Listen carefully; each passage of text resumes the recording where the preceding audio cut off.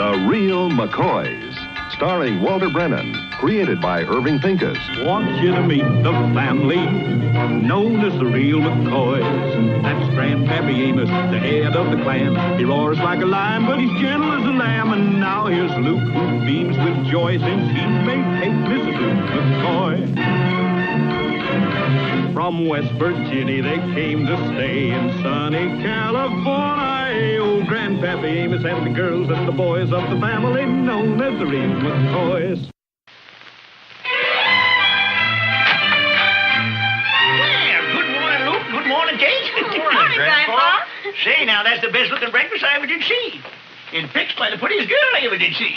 Oh, now, Grandpa, you didn't have to say that to me. Well, if I said it to Luke, it sounded kind of silly.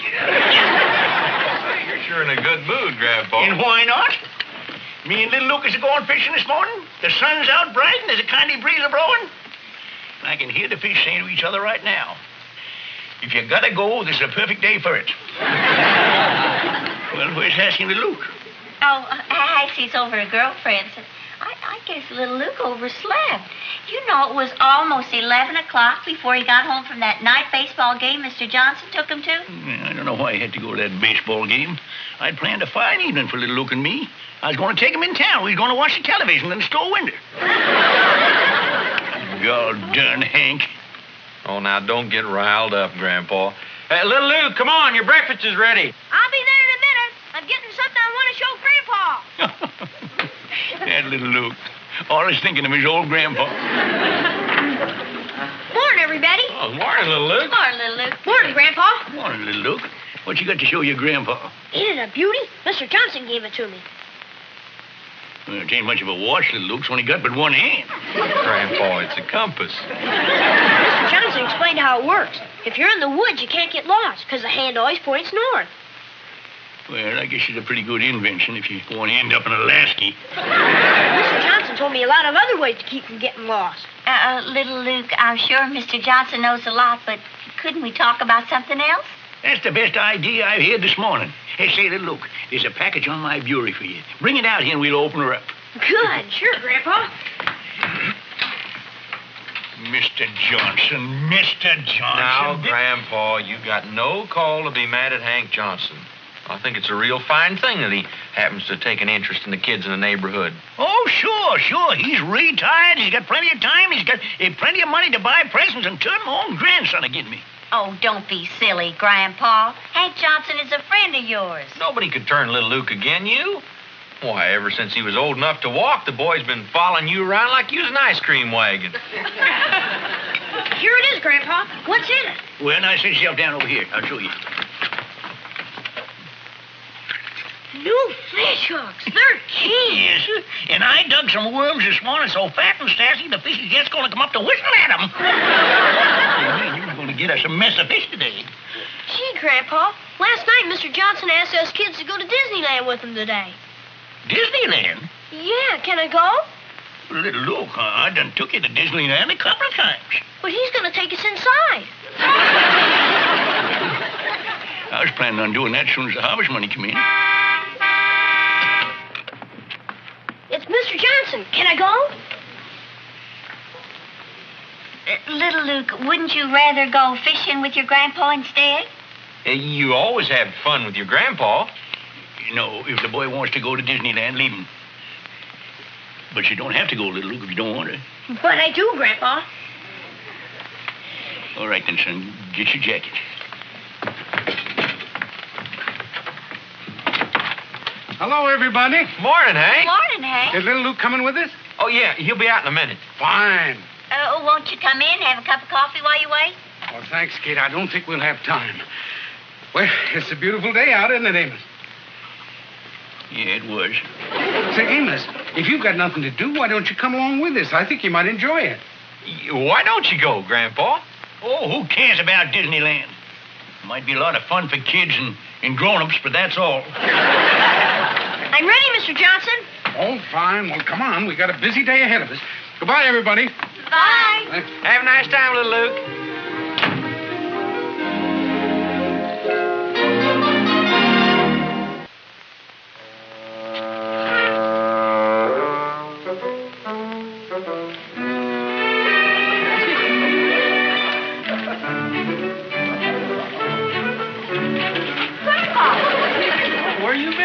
afternoon. Oh, I was in town. What you got there? Oh, I bought some wrapping paper. What's in it? Well, nothing much. I figured if I say I bought the wrapping paper, you should buy something to wrap it around, you see. It's a present for little Luke, isn't it, Grandpa? Yeah. It's a bow and arrow set. He'll love it. Yeah, he's always wanted a bow and arrow set. Here's Hank Johnson and the boys now. Hey, I'll put this in here. I want to surprise little Luke. Hank. We brought your boy back. We had a wonderful time. Oh, good. Look what Mr. Johnson gave me. It's kind of an odd-looking package. I bet you can't guess what's in it. I think we've got an ID. Yeah. I sure seen one an awful lot like it. We were passing this booth out at Disneyland, and little Luke looked at it so longingly, I just had to buy him this archery set. Archery set? Then it ain't a bow and arrow? Grandpa, archery set is another name for bow and arrow. Well, archery's a lot of fun, Amos. Maybe sometime if little Luke will let us, you and I can have a go at it. Sure. You put an apple on your head and we'll have us some target practice. Well, goodbye, everybody. Goodbye, little Luke. Bye, Hank.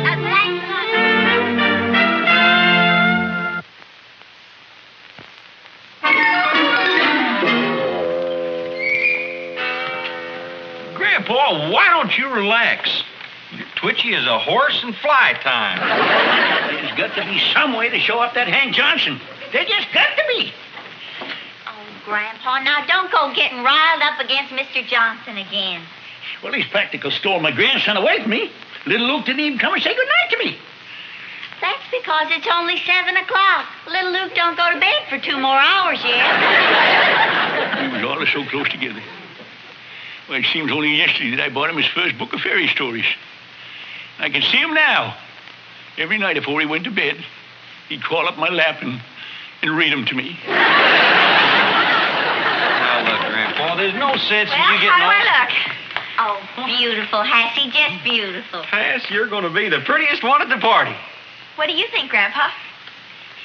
Oh, you look pretty good. For a girl. Grandpa! Oh, Hassie, don't pay him no mind. He's just in a bad mood tonight. Good night, honey, and have yourself a good time. Good night. Oh, yes. Well, how pretty you look. If you were wearing glass slippers, I'd say you were Cinderella on the way to the ball. Well, thank you. Night. Bye, Hassie. Pretty soon they'll be calling him Grandpa. Mr. Johnson, come on in. Well, thank you, kid. Good evening, Lou. Good evening, Hank. Good evening, Amos. Little Luke's in his bedroom. I didn't come to see little Luke. I've got a kind of a problem, Amos, and I need your help. You want my help? Well, I'd be right glad to give it to you. In any way I can. Sit yourself down. Well, it seems that I've been talking a little too much to the boys about woodcraft and fishing, you know, and before I knew where I was, they got me to promise to take them on a fishing and hiking trip tomorrow. Well, you done took them every place else. Well, the trouble is, they think I know a lot about outdoor life, and really I don't know anything about it at all. You don't, huh? As a matter of fact, I haven't even got a sense of direction. And I've never built a fire or done any fishing in my life. So I was hoping, would you come along and cover for me? Would you do that for me? I don't know of nobody I'd rather do it to. I mean, for. Hank. Hank, I was thinking that if you need somebody that knows camping and fishing, maybe I ought to go along with you and save Grandpa the trouble. No trouble at all.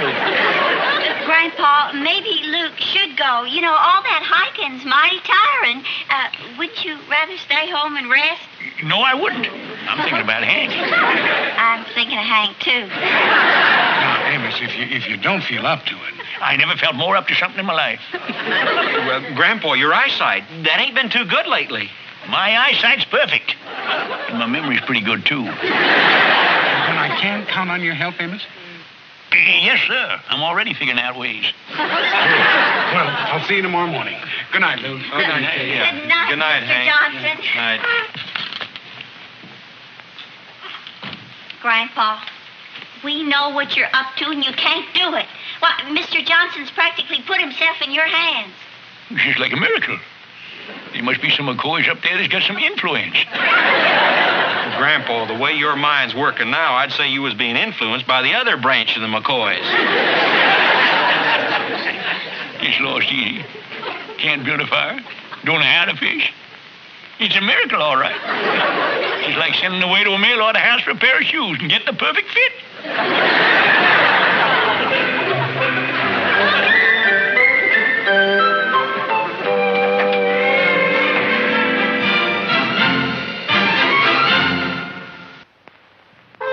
Your canteens are all full, are they? Good. And the straps firm? That's good. Oh, you look fine. Well, if we're going to Indian Point, we better get going. Oh, we got to get going, yeah. Which direction do we take?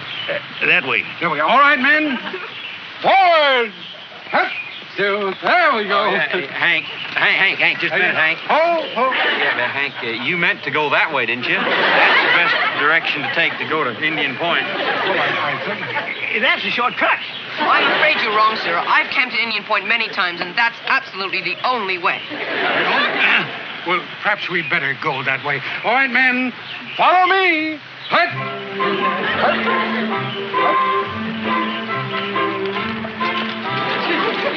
What's your name, son? Leonard? I wish I had a little boy like you. Yes, sir, I sure would.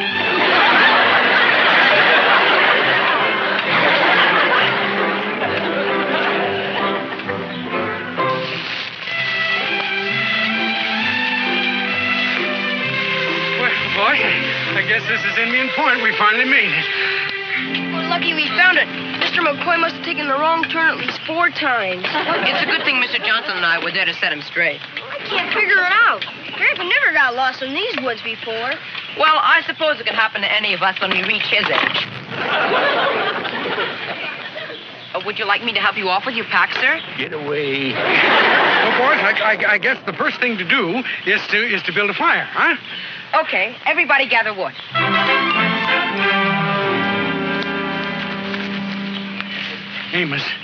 Amos, I suppose the boys will expect me to start the fire. Now, how do I go about it? Well, first you get some thick, heavy logs, you see. Yeah, that's what you start a fire with. Thick, heavy logs? Yeah, and of course, the heavier they are, the better. Because they sort of hold the fire down, you see, and keep it kind of snug. You know, you see, there's some right here. Yeah. You see? Now, there's one back here. Just a second. Well, these are kind of damp. Well, that's good, you see. They don't burn up so fast. Fellas like that and put them in the fire, they'll burn for months. Aren't they a little difficult to light? Well, yeah, probably take a match or 2 more, but it's worth it. And now for some nice, fresh green leaves. Wet ones, you see. Wet green leaves? Yeah, you see. You put this on top of the fire, you see. It's the McCoy method. It keeps the smoke nice and fresh. Well, is this all we need for the fire? Well, we can pick up other stuff as we go along, but that's enough to start it. Well, come on, let's get going.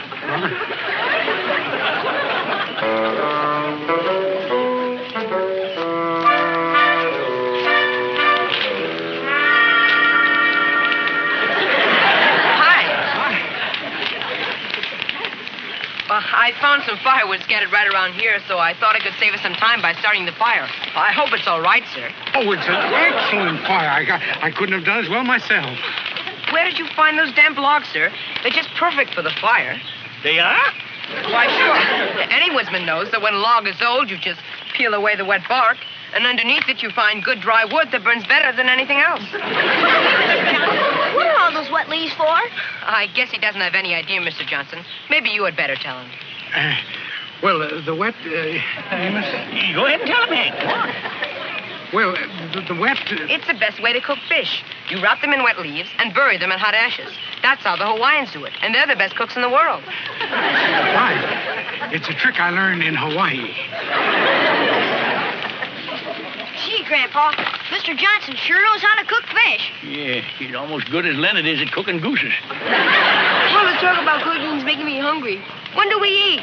Well, we better catch you some fish first. Well, let's go. Say, Leonard, why don't you just stay here with the kids and get the beans and the potatoes ready, see? And Hank will go down to the pond and catch us a mess of fish. Oh, well, now, I may not have any luck, you know. Well, now, Hank, don't be so gall-jud modest. You know you're the best fisherman around here. Now, look, if I know Hank is going to take these two of you kids to carry the fish back here. Come on. Well, all right. You going to fishing too, Grandpa? No, I'm just going to wet a line, little Luke. I'm going to stand around and see how the experts does it. That Leonard's a clever little boy, isn't he? He's going to grow up to be a remarkable man.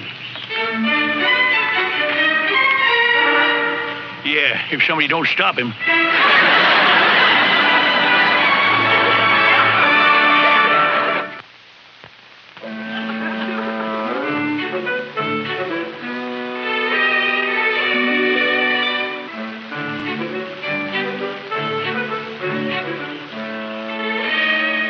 It's pretty warm here in the sun. Amos, if I don't catch any fish, I'm going to look awful silly in front of those kids. Don't worry, Hank. That's why I'm here. Yeah, well, I don't even know what kind of bait to use. Well, I'm getting it for you. What's that? It's the bait. A dill pickle? Why, sure, there ain't nothing fish likes better than dill pickles. Are you sure? Why, sure, back home, that's all us McCoys ever use. It's been years since one of us McCoys caught a fish that wasn't already pickled. Well, it sounds kind of ridiculous, but I thought you were wrong about the wet leaves and the logs. When it turned out you were right, I must admit I was pretty surprised. Yeah, well, we all get surprises sometimes. Well, Amos, you're using worms? Sure, I'm leaving all the pickle eaters for you. I ain't here to catch fish. And there ain't no better way not to catch fish than to use good old-fashioned worms. Come on, let's fish.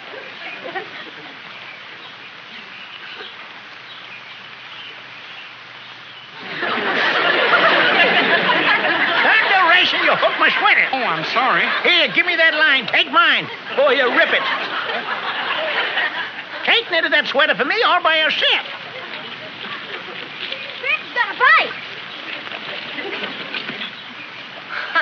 Wait till I tell the kids Mr. McCoy caught his own sweater. Something on here. Wow, look at that beauty, Mr. Johnson. You haven't caught a thing, Grandpa? Oh, well, actually, he was the one that... Let's take it back and show it to the others. Yeah, Mr. Johnson is sure some fisherman. I tried to explain to them, Amos. Never mind, let's fish here. I'll take this back and see if I can dry it for you.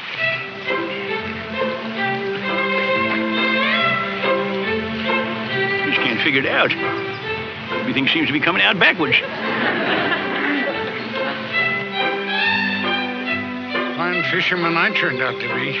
The only one I caught turned out to be yours. You still got a good pickle on your line there. Give it time. Amos, you must think I'm awful silly trying so hard to impress these boys. But it's important to me. I was an only child, you know. I always wanted a brother. Only child, huh? We had 8 boys in our family. 9 counting the dog. Amos, you don't know how lucky you are to have a grandson like little Luke. I'd give anything to trade places with you and have that little fella call me Grandpa.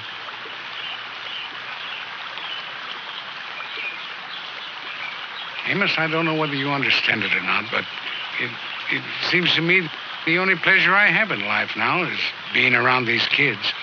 Because when they look up to me, they make me feel kind of important and needed.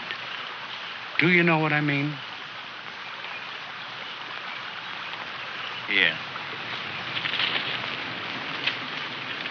How's the fishing, Mr. Johnson? Have any luck? Oh, well, I'm afraid I didn't do very well. Didn't do very well. Why, look at the string of fish he done caught. I told you he was a champion fisherman around these parts. Oh, Amos, he... Wow, that's what I call fishing. Didn't you catch anything, Grandpa? Not a nibble, son. You see, when a great fisherman like Hank Johnson's around, the fish don't bother with an amateur like me. Oh, no, Amos, I think you should explain. Now, Say, explain. now, look, why don't you take these fish and get them ready? We're going to have a whopping big fish fry. Go on, get going now. Go on. Mr. McCoy, Yeah? there's no need for anyone to be a poor fisherman. When you have some time, I'll be glad to give you a few lessons. Now you... All right, son. I guess I could use a few. Thank you.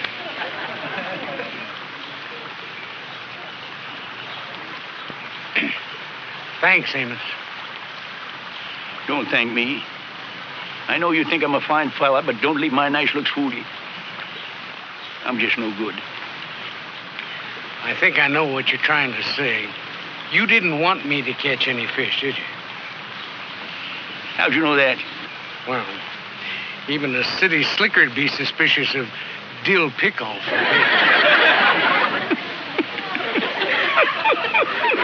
I guess I should have given you credit for being smarter than I thought you was. Imagine me trying to fool you with a dill pickle. Ain't no fish in the world that bite on the... Hey, there's something on the deal. Whopper. You stand aside. Stand aside. Let me have it. Oh, look at that. Oh, boy. Oh, boy.